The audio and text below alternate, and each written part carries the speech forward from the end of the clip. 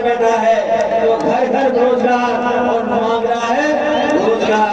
जब तक ये नारा नहीं लगेगा कि घर घर रोजगार मांग रहा है रोजगार, तब तक सरकार के लोग सुनने वाले नहीं हैं। तो हमारे नौजवानों को भी फौज में भर्ती दे करके उनके भविष्य को भी सुरक्षित रखना पड़ेगा, तभी क्या करके हमारी बेरोजगारी इतनी बड़ी है कि जो लोग नारा लगाते थे घर घर वाला, हम अपने नौजवानों से कहेंगे कि घर घर वाला जो नारा उनका था वो नारा अधूरा था, उससे नौजवान नहीं जुड़ रहे थे। जो नारा हम लोग समाजवादी लोग देने जा रहे हैं वो आपका नारा है, क्योंकि आप खुद महसूस कर रहे हो गरीबी बेरोजगारी, खुद महसूस कर रहा है हर गरीब परिवार। आज हर घर में रोजगार बैठा है तो घर घर रोजगार और मांग रहा है रोजगार। जब तक ये नारा नहीं लगेगा कि घर घर रोजगार मांग रहा है रोजगार, तब तक सरकार के लोग सुनने वाले नहीं हैं। ये लोग जो देश को सुरक्षित रखना चाहते हैं। अभी कुछ दिन पहले मैं तिब्बत के सांसदों के डेलीगेशन से मिला हूं। अभी कुछ दिन पहले लखनऊ में तिब्बत जो एक देश, उसके सांसद हम लोगों से मिले थे। उन्होंने अपनी बात रखी, कहा कि हमारे देश को चीन ने कब्जा कर लिया है, कोई हमारे देश में स्वतंत्रता नहीं है। हमारे यहाँ के बच्चे महिलाएं, वहाँ रहने वाले लोग, उनकी जो सांस्कृतिक परंपराएं हैं, उनकी जो भाषा है, उनका जो पहनने का तरीका है, उन सब पे चीन पाबंदी लगा रहा है और पाबंदियां लग रही हैं। उसमें आपको आवाज उठानी चाहिए, भारत के लोगों को आवाज उठानी चाहिए।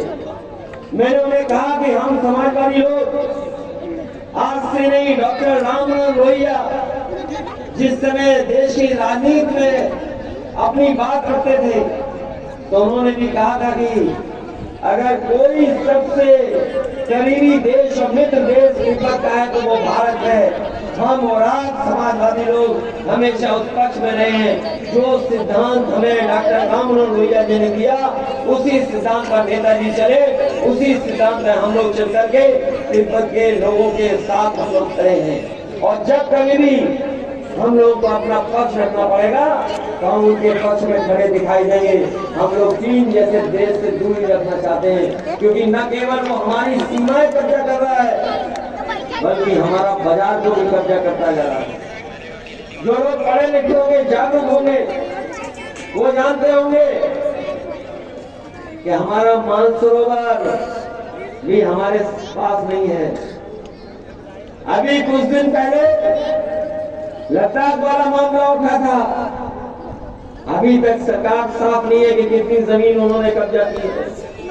इससे पहले भी जो सरकारें थी उन्होंने भी चीन से धोखा खाया और लाखों लाख किलोमीटर की सड़क से लेकर के जमीन चीन जैसे देश ने कब्जा कर ली। इसलिए आने वाले समय में अगर कोई हमारे भारत को सुरक्षित रख सकता है, सीमाओं को सुरक्षित बना सकता है, तो वो हमारी फौजी है।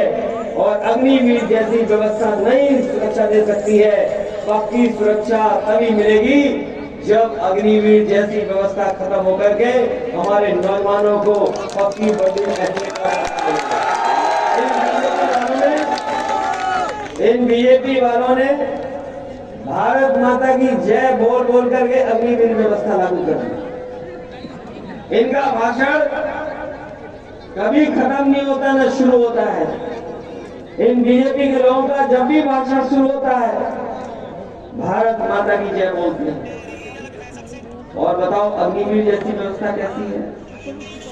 आधी अधूरी। अभी शहीद हुआ था पहला नौजवान, बहुत कम उम्र का, 20 साल से छोटा था, उसे कोई सम्मान नहीं दिया गया। वो शहीद हुआ।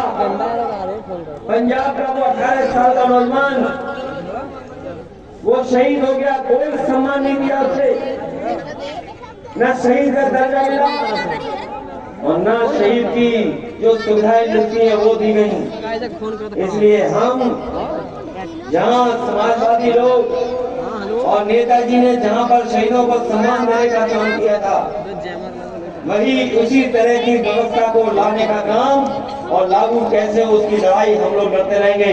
आप नौजवानों हम लोग का साथ देना, जिससे कि हम लोग आने वाले समय में